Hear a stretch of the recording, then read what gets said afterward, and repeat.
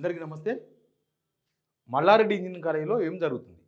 CMR కాలేజీలో చాలా చాలా వివాదాలు వచ్చినాయి ఇప్పటికి. ఇప్పుడు లేటెస్ట్ వివాదం ఏంది? పిల్లలు ఇంజనీరింగ్ చదివే విద్యార్థినులు బాత్రూంలో స్నానం చేస్తుంటే ఫోటోలు తీస్తుర్రట. ఎవరు తీస్తున్నారు? మల్లారెడ్డి యజమాని మల్లారెడ్డి. నిజానికి మల్లారెడ్డి రాజకీయాలకు రాకముందు కాలేజీల మీద కొద్దిగా కాన్సన్ట్రేషన్ ఉండేనేమో బహుశా. ఆయన రాజకీయాలకు వచ్చిన తర్వాత ఇంకా కాలేజీలు అవే నడుస్తాయి. జస్ట్ బ్రాండ్ మీద నడుస్తాయి. మల్లారెడ్డి అనే పేరుతోన నడుస్తాయి. అడ్మిషన్స్ అప్పుడేమో జనాలతో నా పైసలు వసూలు చేస్తారు. మామూలుగా వసూలు చేయరు. రక్తం రక్తం పీల్చుకుంటారు వాళ్ళు. యూనివర్సిటీ అయిన తర్వాత అయితే ఇక అది ఇప్పుడు ఎంత అయిందో, ఒక మనిషికి 2.5 లక్షలో 3 లక్షలో సంవత్సరానికి ఎంత కలెక్ట్ చేస్తారో కూడా తెలియదు. మేనేజ్మెంట్ కోటా అయితే ఇంకా విచ్చలవిడిగా పైసలు. మల్లారెడ్డి ఇవ్వడం చెప్తే కూడా విన్నాడు. కనీసం ఒక పేద విద్యార్థిని కొద్దిగా చూసి ఇవ్వండి అంటే కూడా వినడు. 5,000 తక్కువ చేస్తే ఎక్కువ 5,000 కూడా చెయ్యడు. అసలు ఫోన్లో అవుతాడు మల్లారెడ్డి. ఇప్పుడు ఆ పిల్లలకు భద్రత ఎవరు? వాళ్ళు ఇది గవర్నమెంట్ వ్యవస్థ కాదు కదా. గవర్నమెంట్ వ్యవస్థ అంటే చాలా లోపాలు ఉంటాయి. గవర్నమెంట్ వ్యవస్థలో కొంత అశ్రద్ధ ఉంటుంది. గవర్నమెంట్ వ్యవస్థలో ఇంకా చాలా కథలు ఉంటాయి. గవర్నమెంట్ వ్యవస్థలో ఆఫీసర్లు, పొలిటీషియన్స్ అందరు కలిసి గవర్నమెంట్ వ్యవస్థను మొత్తం నాశనం చేస్తారు. కానీ ఇది ప్రైవేట్ దుకాణం. ఇది మల్లారెడ్డి దుకాణం. ఇది ఈ మల్లారెడ్డి దుకాణంలో ఎన్ని పంచాయతీలు అవుతాయి. ఇప్పుడు ఎంతమంది పిల్లలు తెలుసా? ఇంజనీరింగ్లో ఐటీ విభాగం చదివే విద్యార్థినులు ఉండే హాస్టల్ అంటది. వాళ్ళ మొత్తం కాలేజీలు, వాళ్ళ గ్రూప్ ఆఫ్ కాలేజీల్లో నాకు తెలిసి లక్షల మంది స్టూడెంట్స్ అవుతారు. హాస్టల్స్లో చాలామంది ఉంటారు. వేల మంది, 89,000 ఉంటారు, 1,00,000 మంది ఉంటారు హాస్టల్లో. తెలియదు. హాస్టల్ ఫీజు వసూలు చేస్తారు, అన్నీ చేస్తారు. కానీ అక్కడ ఏం జరుగుతుందో, దాని పర్యవేక్షణ ఎక్కడ ఉంటుందో, దాని వ్యవహారం ఏందో ఎవరంటే రాజకీయ నాయకుడు కదా మల్లారెడ్డి. రాజకీయం వాళ్ళు వీళ్ళు వచ్చి మా హాస్టల్ ముందర ధర్నాలు చేస్తున్నారు, మా పిల్లలు కాదని చెప్పుకుంటాడు. చూడండి ఒకసారి.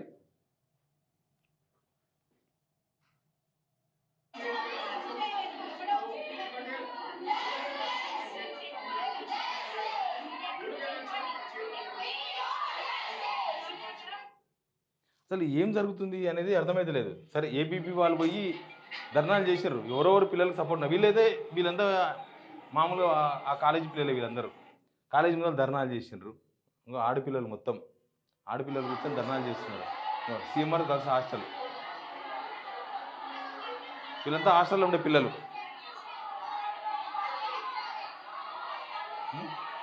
ఏం చెప్తారంటే, ఇంకో ఇవి చెప్తారు.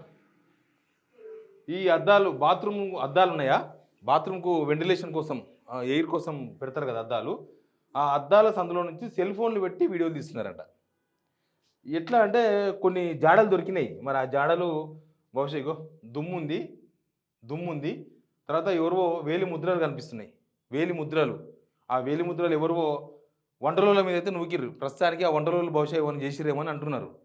మరి వంటలు ఆ గర్ల్స్ హాస్టల్లో వంటలు జెంట్స్ ఎందుకున్నారో మల్లారెడ్డి సమాధానం చెప్పాలి. ఓన్లీ పైసలు తీసుకొని, పైసలు జోపుకొని, గలలు వేసుకొని అందరు అంటారు మల్లారెడ్డి దగ్గర లెక్క పెట్టిన పైసలు ఉన్నాయంట. ఒక రూమ్ ఉంటుంది కదా, రూమ్లో ఒక కింది నుంచి మీద దాకా, కింది నుంచి పైన స్లాబ్కి తాకేటట్లు ఒక సగం రూమ్, ఎంత పెద్ద రూమో తెలియదు, అన్ని పైసలు ఉంటాయంట ఆయన దగ్గర. అవన్నీ జనం పైసలే, వీళ్ళ దగ్గర ఉన్న పైసలే. అవి ఫ్రీ ఏం కాదు. ఇవి ఎన్ని ఉంటాయంటే వీళ్ళందరూ సొసైటీల కింద రిజిస్ట్రేషన్ చేసుకుంటారు. గవర్నమెంట్ ఏదో సొసైటీలు అంటే సర్వీస్ అనమాట. వీళ్ళు చేసే సర్వీస్ ఏముండదు, పైసలు దొబ్బుడు తప్ప. మల్లారెడ్డి అనే వరకు ఇంకా మల్లారెడ్డి అయిపోయా, జైన్ కావడే. మల్లారెడ్డిలో ఎంత చెప్తే అంత జైన్ కావాలి. ఎట్లా వాళ్ళు తక్కువ చేయరు. అది ఇంత పర్టికులర్గా కనిపిస్తుంది చూడండి. ఇంకో ఇవన్నీ వేలిముద్రలు అని చెప్తున్నారు, పోలీసు వాళ్ళు చెప్తున్నారు. ఇగో నిజంగానే వేలిముద్రలు లాగానే ఉన్నాయి. వేలిముద్రలు ఉండొచ్చు బహుశా. ఆ వేలిముద్రలు పోలీసు వాళ్ళు ఏమంటున్నారు తెలుసా? ఒకసారి పోలీసు వాళ్ళ వాయిస్ వినండి. వార్డెన్ నోటీస్కి తీసుకుపోవడం జరిగారు. అయితే ఈ క్రమంలో అమ్మాయిలందరూ కూడా ఇంతకుముందు కూడా కొన్ని వీడియోలు తీసి ఉంటారు అని అనుమానం వ్యక్తం చేయడం జరిగింది. దాన్ని దృష్టిలో పెట్టుకొని వాళ్ళు ఇచ్చిన దరఖాస్తు మేరకు కేసు నమోదు చేసే ఒక 5 వ్యక్తుల మీద అనుమానం ఉంది అని చెప్పడం జరిగింది. వెంటనే ఫింగర్ ప్రింట్ వాళ్ళని కూడా పిలిపించి ఆ కిటికీ పైన ఫింగర్ ప్రింట్స్ ఉన్నాయని చూడడం జరిగింది. ఒక 2 ఛాన్స్ ప్రింట్స్ అయితే ఉన్నాయి. అవి ఎవరి అన్నది వెరిఫై చేస్తారు. ఒక 5 మంది అనుమానితులను అదుపులోకి తీసుకున్నారంట పోలీసులు. దానిలో 2 వేలిముద్రలు కొద్దిగా షూట్ అయితే కనిపిస్తున్నాయంట. ఫింగర్ ప్రింట్స్ విభాగం వాళ్ళు అవన్నీ పరిశీలిస్తున్నారంట. అదంతా అయిన తర్వాత ఎవరో తేలుస్తారంట. అసలు ఇంత అజాగ్రత్త లేకపోతే అభద్రత, అన్ని లక్షల ఫీజులు తీసుకున్నప్పుడు అక్కడ ఏం జరుగుతుంది, ఏమవుతుంది? అక్కడ ఒక బాధ్యత గల మనుషులు ఎవరు లేరా? అంటే కేవలం పైసలు వసూలు చేసుకోవడానికి మాత్రమే యూనివర్సిటీలు పైసలు వసూలు చేసుకోవడానికి మాత్రమే కాలేజీ నడుపుతున్నారు మల్లారెడ్డి ఇక్కడ దాని మీద రెస్పాండ్ కాడు. కామెడీ అనిగా ఫస్ట్ కామెడీ కింగ్. కానీ ఈ ఈ మనుషుల ఈ బాలికలు, విద్యార్థినులు వీళ్ళ జీవితాలు ఆగమైతే మాత్రం స్పందిస్తారు ఇట్లాంటి దాని మీద. ఇప్పుడు ఎక్కడున్నారో తెలియదు. ఒక రాత్రి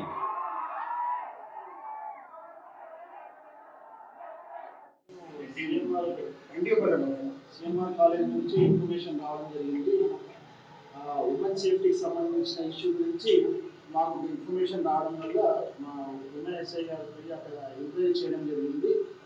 ఆ ఎంక్వైరీలో భాగంగా ఉమెన్ సేఫ్టీ ఇక్కడ సరిగ్గా లేదు, ఇక్కడ వార్డెన్స్ కానీ సరిగ్గా చూసుకోవడం లేదు, స్టూడెంట్స్ వర్షన్, దాంతోపాటు ఇంకొక వేరే అలిగేషన్స్ కూడా పెట్టింది. ఆ స్టూడెంట్స్ ఇచ్చిన కంప్లైంట్ మేరకు వాళ్ళు కంప్లైంట్ ఇచ్చి ఆ కంప్లైంట్ మేరకు మేము ఎఫ్ఐఆర్ రిజిస్టర్ చేసుకొని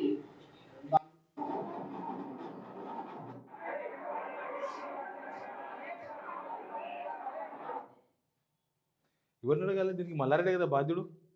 దీన్ని కూడా ప్రభుత్వం కూడా అడగాలి. మరి ఏందో ఈ మల్లారెడ్డి కాలేజీలో ఏం జరుగుతుందో ప్రభుత్వం కూడా తేల్చాలి. లేకపోతే ఇంతమంది పిల్లలు అయితే బయటికి రారు కదా. ఇంతమంది పిల్లలు బయటకు వచ్చి వ్యవహారం ఇట్లా జరిగిందని చెప్తున్నారంటే,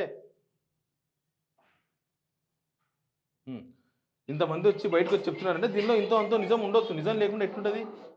సరే, అరెస్ట్ చేసి తీసుకుపోతున్నారు ఎవరో ఒక వ్యక్తిని, కాలేజీకి సంబంధించిన ఆయన. కానీ దీంతో వ్యవస్థ దీంతో ఆగదు.